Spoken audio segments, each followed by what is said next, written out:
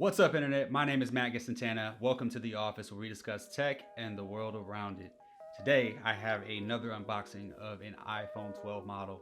This time, I have the iPhone 12 mini.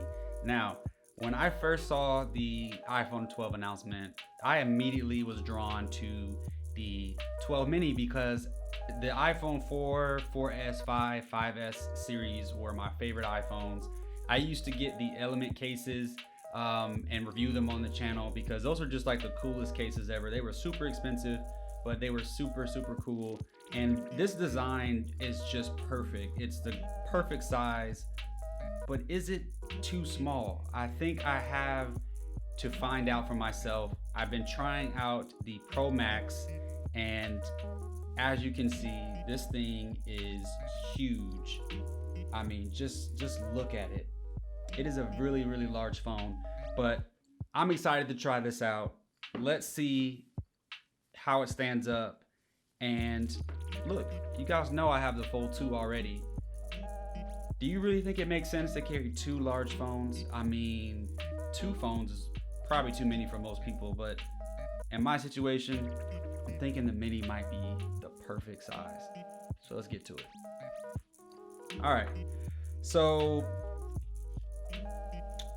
this is a very small box, similar to the other box for the Pro Max.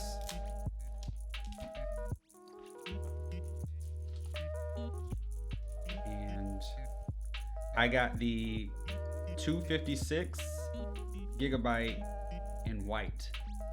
And man, white was my favorite iPhone 4S back in the day. Oh my gosh.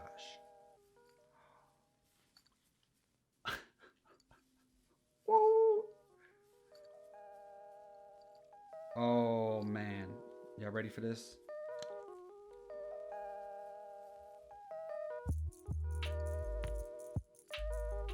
Oh my gosh. Oh, this is sick. This white is sick. Look at that. Oh, and the silver, the aluminum on the side, since it's not glossy, it just looks so good. Like, I know it's not focusing very well, and I apologize, but I mean, oh my gosh. Yeah, this is sick. Okay, so let's go ahead and power this on. So I'm gonna throw up a picture, but this is a Motorola Razr M, and I will never forget going into Best Buy and trying that phone out, and it was perfect. And what I hated is that I think at the time it had like a dual core processor, like 512 gigabytes of RAM. I cannot remember the specs. I'm sorry if those specs are off, but pretty much the specs for that time were very low. And it always felt like manufacturers are pushing consumers towards the larger phones. They're putting the biggest and the best components in the larger phones. And smaller phones kind of fell by the wayside, and Apple really saw an opportunity when they released the iPhone SE back in like 2018, and then now they have the 2020 SE.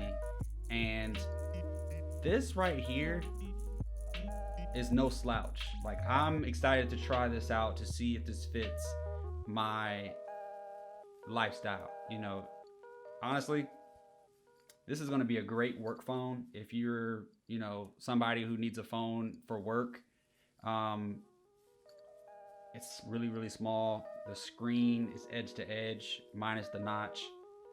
I know I've been talking for a while, but let's finish the unboxing. I mean, you guys came here for an unboxing, right? Because those are super exciting videos.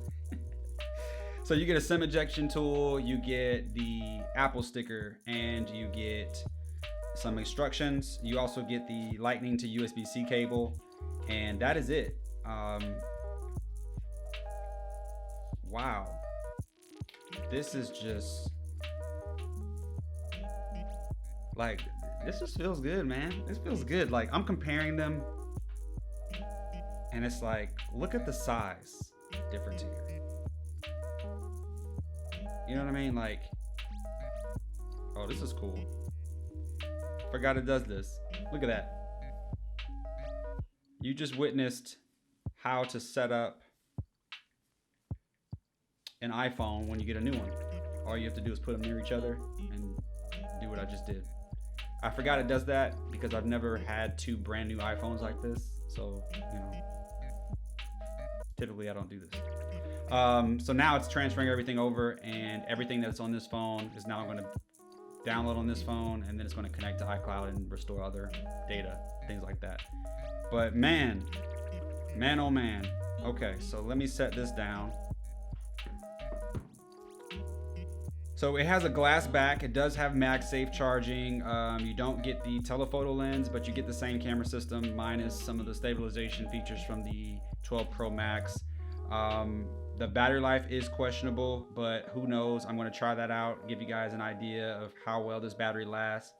Yeah, this is awesome.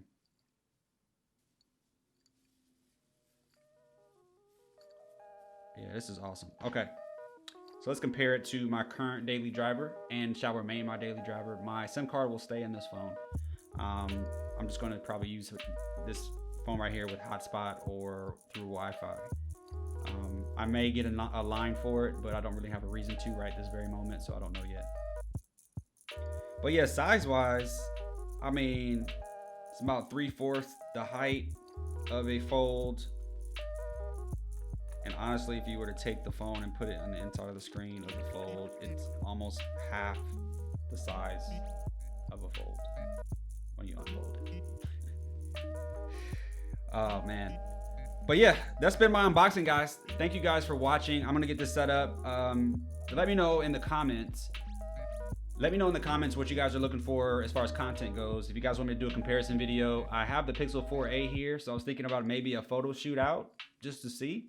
I know the Pixel 4a is like $349 US, and this is like $729, so it's not really a comparison, but it is two small iPhones, one from Apple, one from Google. Might be worth checking that out. Other than that, thank you guys for watching.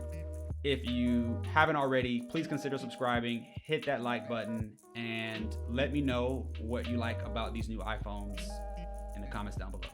As usual, stay up.